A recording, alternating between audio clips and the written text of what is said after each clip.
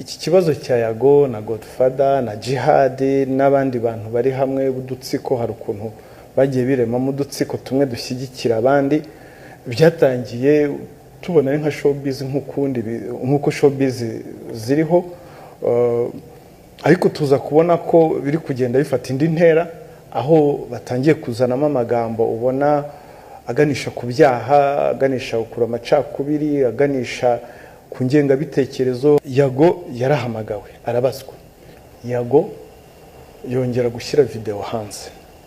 Video yarimo amagambo wumva arimo amacakubiri aganisha ku macakubiri n'ivangura. Arabazwa arakurikiranwa. Muri cya gihe rero ibimenyetso byegeranwaga nibwo twagiye twumva nawe aravuze ngo yarahunze.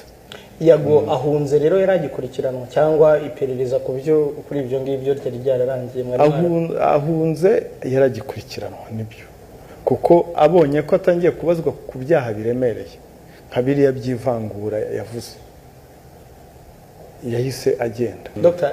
Yago yarakurikiranwa ibihe byaha cyangwa aracyakurikiranwa ibihe byaha?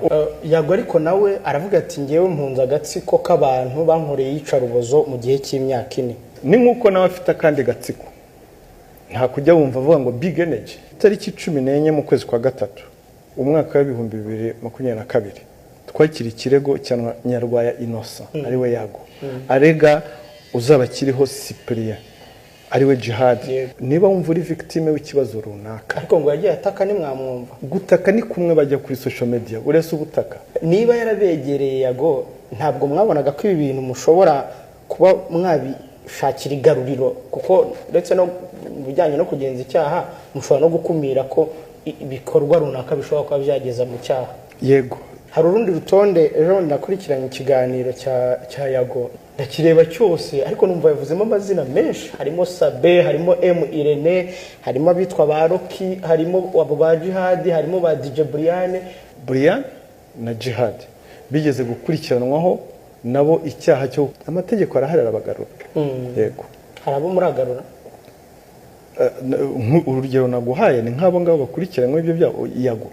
Yego, hano ubwo iperereza ryahagaze birakomeza. Hanyuma Yago ati narahunze, muramugarura cyangwa ikirego murakeka? Umuntu wese uzi ko yari postinze cyangwa yakwirakwije amafuti yavuzwe na Yago, amafoto y'urukozasoni, ndabasaba ko mubisiba. Guhera uyu munsi n'uwakoze ikiganiro avuga kuri Yago agikureho. Uwari postinze amafuti yavuze ayakureho, nutayakuraho mu minsi mike urakurikirana, uraza gukurikirana. Utayakuraho araza gukurikirana. Ko Dr. aho ntabwo byumvikana. Ni gute umuntu avuga ngo abantu bangenzeho imyaka 4 ngiye ukanziza ko naje kuvuga ko ibyo bintu nanjye nari mbizi? Ntabwo Yago naza atanga ikirego cyabamugenzeho. Sinshobora kuvuga nti muri industry nanjye nabaye umuhanzi ndabizi birimo ibyo byo marozi ibyo byo mashyari nkuko Yago yabivugaga. Ntabwo kare nijabo